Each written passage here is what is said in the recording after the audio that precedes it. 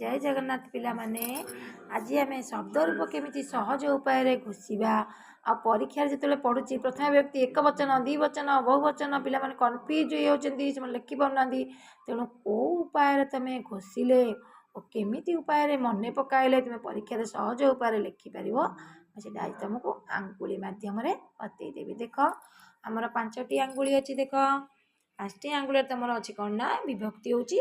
7टी प्रथमा विभक्ति ये प्रथमा द्वितीया तृतीया चतुर्थी पंचमी षष्ठी सप्तमी मुझे तुमको घोषे दूसरी पिता शब्द देख पिता शब्द केमती हम पिता पितरौ पितर पितरम पितरौ पितॄन् पित्रा पितृभ्यां पितृभि पित्रे पितृभ्यां पितृभ्य पितुः पितृभ्यां पितृभ्य पितुः पित्रोः पितॄणां पितरी पित्रोः पितृषु देख मैं 7टी पूरा तुमको घोषे देली आराम से तुम जब तुम पचार परीक्षा पढ़व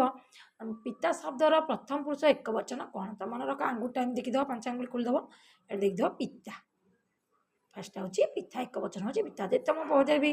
पिता शब्दर तृतीया बहुवचन कौन तुम गणी नहीं पिता पितरौ पितर पितरम पितरौ पितृ पित्रा पितृभ्यां पितृभि पितृभि हूँ तृतीया विभक्तिर